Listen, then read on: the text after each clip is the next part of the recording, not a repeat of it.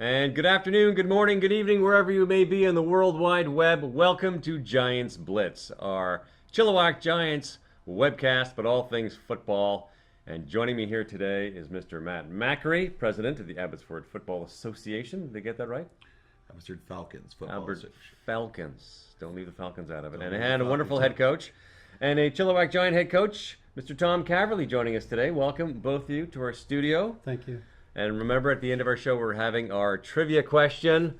And our grand prize this week, Call Me the Assassin, the Jack Tatum story. A rather crazy free safety with the old Oakland Raider bad boy franchise in the 70s.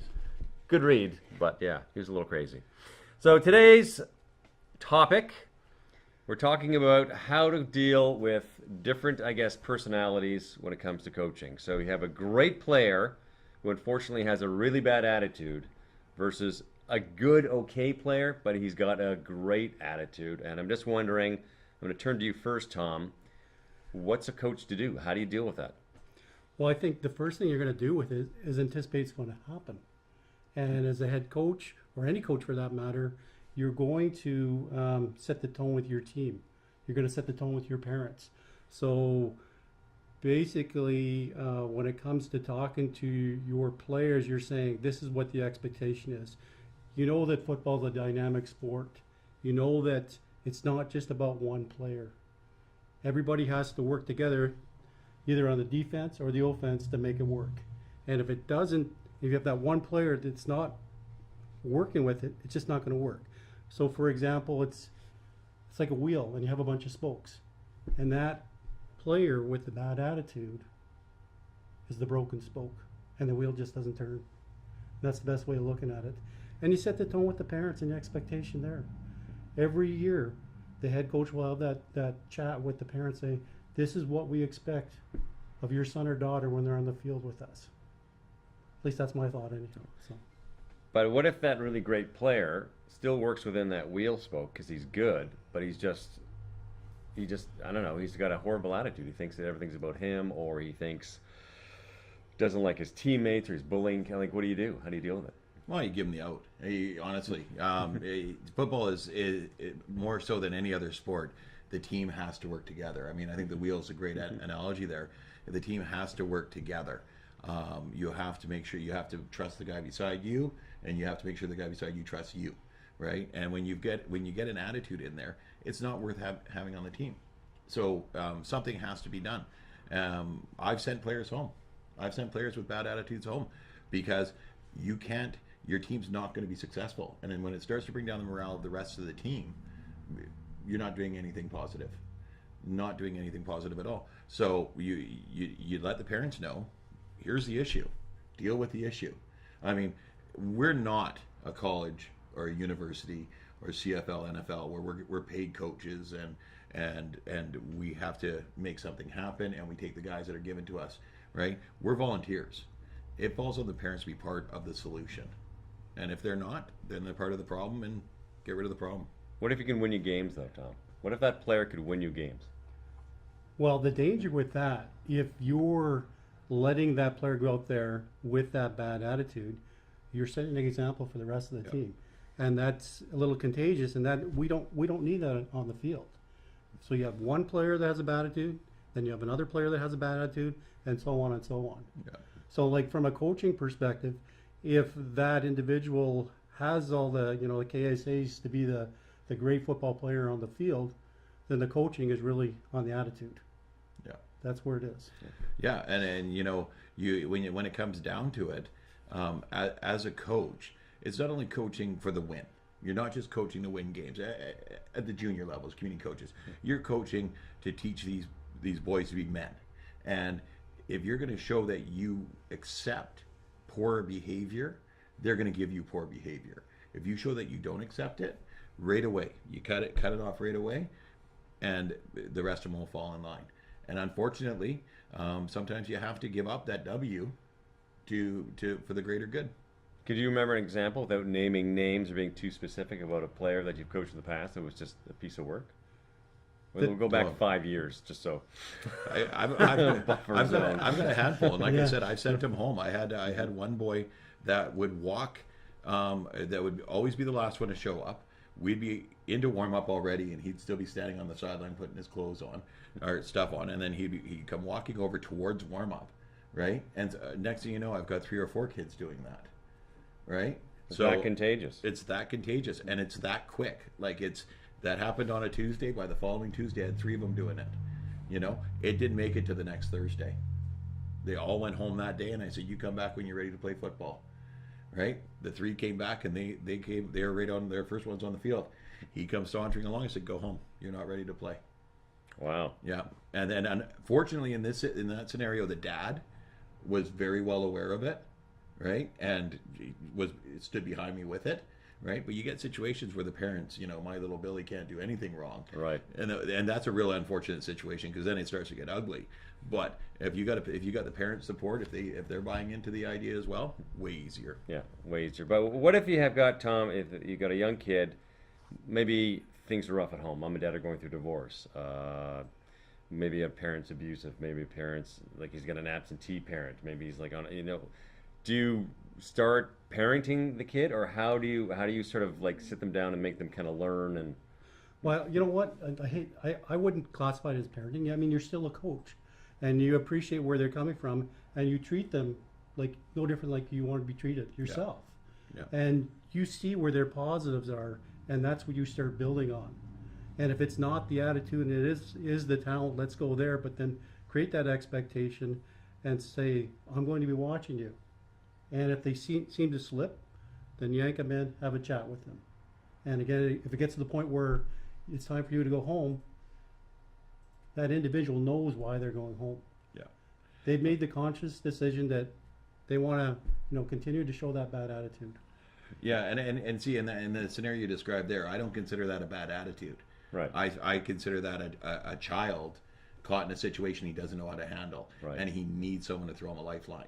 So there's the difference there. Typically, when you think bad attitude, it's the ones that think they're above the team, they're above the coaches, they're above the other players.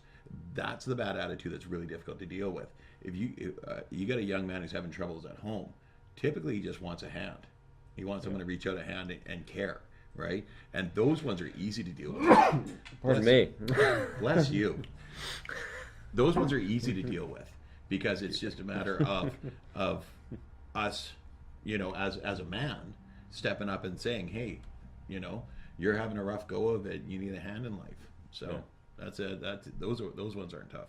Okay, but what about, let's look at the other side. A good player, he's okay, but he's just got the best. He's like the best kid, but he's just, being nice here, kind of okay. How do you get him on the field? How do you get him, what I mean? You're talking about his football IQ, his athletic ability. Exactly. Okay, well, He's smaller, maybe, slower, not really athletic. Parents put him in it, but he's just this nice kid. What are you doing now? How do you coach him that? No different. You're looking at, actually you're having that conversation with that individual saying, what is it you want to do when you're on the field? What position do you want to play? And keeping in mind, depending on what age it is, it could be any position, offense or defense, and you're watching and you're working with them, and you can realize at the end of the day, well, maybe you might be better in this position than that position. Why don't we focus on that, where there's a better likelihood of success with that athletic ability and increasing the football IQ in that position, right? So, exactly.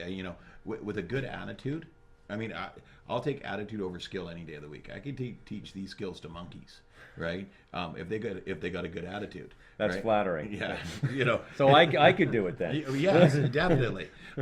If they've got a good attitude, you can teach them anything. And I've got a perfect example. Came to me in JB and was with me for 4 years. The very first day I met him, I met the dad and him were standing together, and I said, "Well, I'm glad to have you on the team.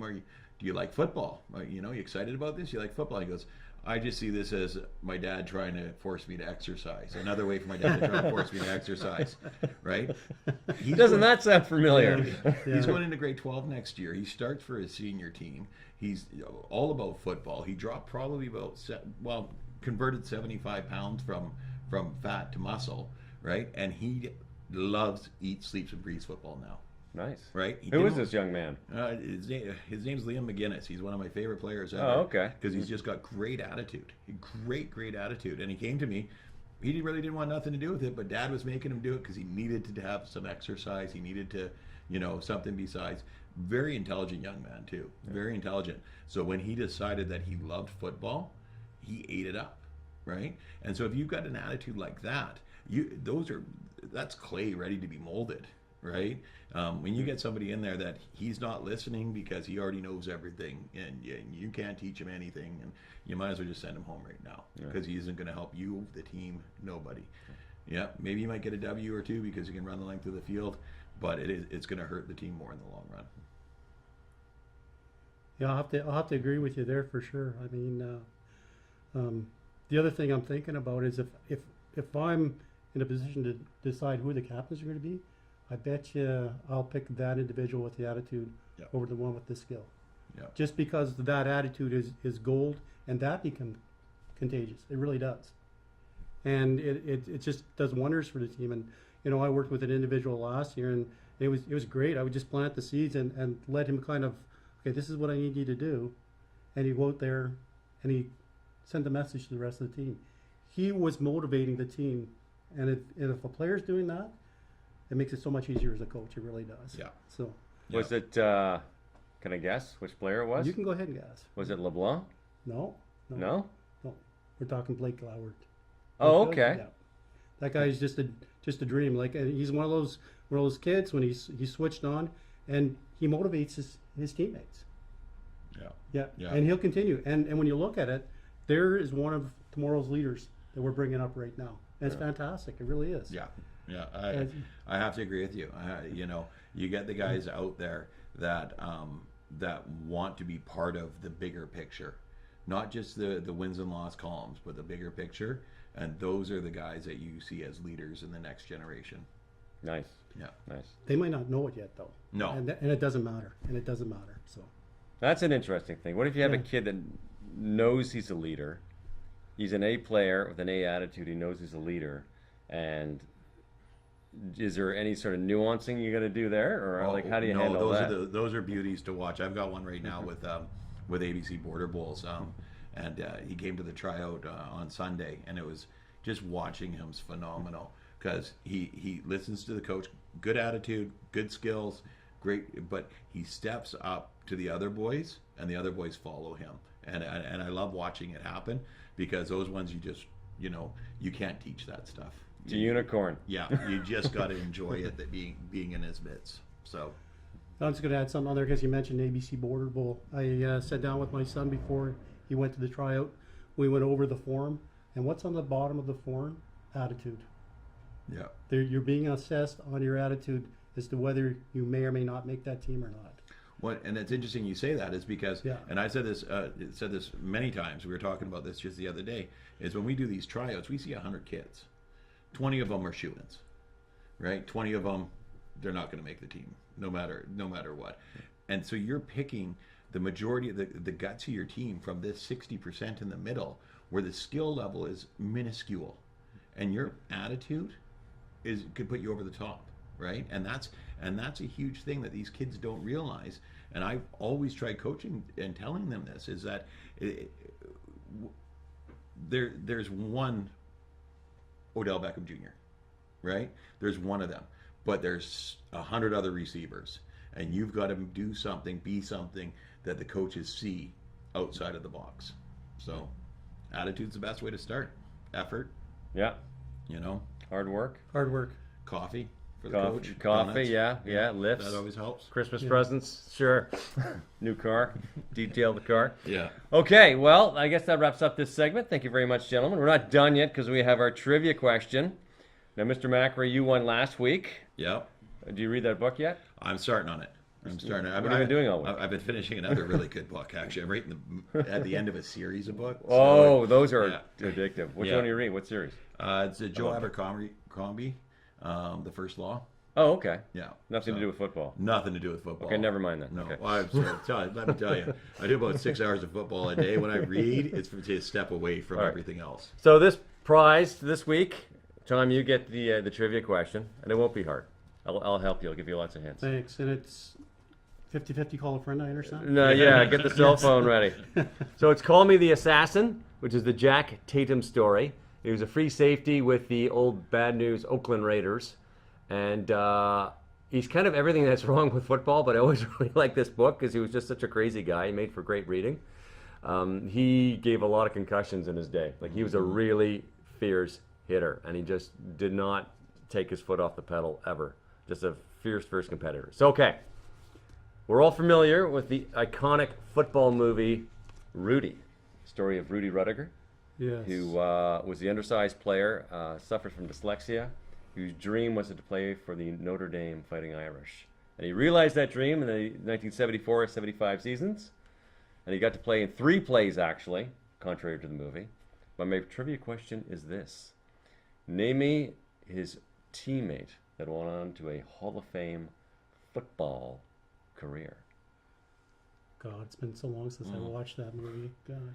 You know what? Interesting enough, this individual would have overshadowed everything, so they didn't mention him in the movie. He went to 4 Super Bowls. I'll give you that. Won 3 MVPs. It's not working with me. Bradshaw. No? No? No? Bradshaw didn't go to, he went to a small southern state. Oh, right. Yeah.